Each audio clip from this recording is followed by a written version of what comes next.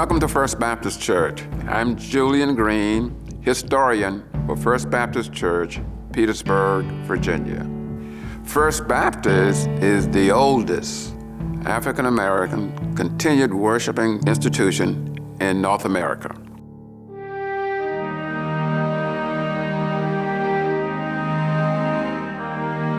During the Nat Turner insurrection, the church was the only institution where free blacks and slaves could gather together for worship. Nat Turner preached here at First Baptist. The General Assembly in Virginia said that for the gathering of blacks in any setting, there must be a white overseer there. The pastors of those churches had to deliver to the overseer their sermon before it was being delivered. However, the craftiness of the ministers, they began to talk in codes to let them know there were abolitionists coming in to take them to freedom.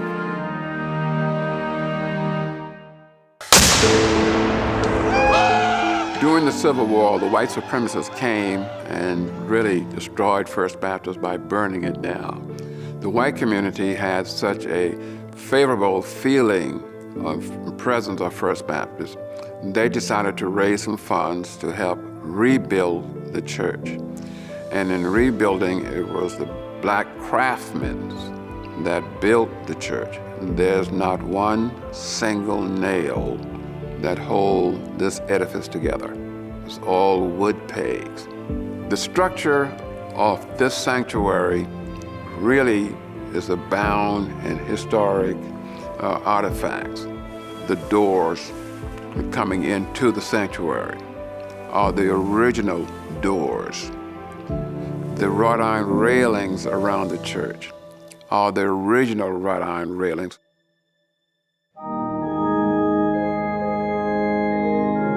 The organ, the pipes, leads from the first floor down into the basement. That instrument was played by so many renowned organists and musicians.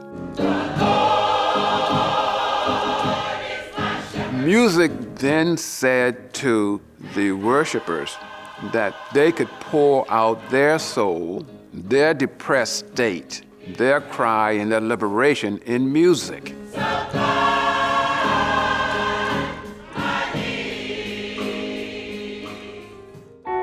It was illegal to teach blacks to read or write. But First Baptist carried the largest school here in the setting of First Baptist Church. Thus came the birth of Peabody. Peabody School was the first school for blacks in Virginia and also in the South.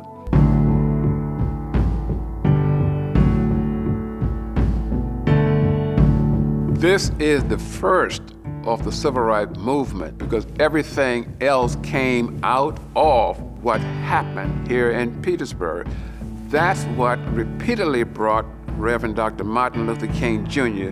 back to Petersburg because he saw nonviolence, passive resistance taking place in Petersburg.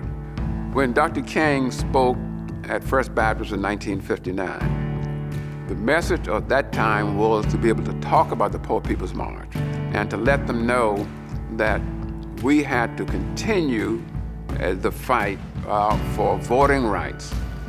It is so important that the young people today understand the history of First Baptist Church and to be able to have an institution still here today that symbolizes what happened in yesteryear.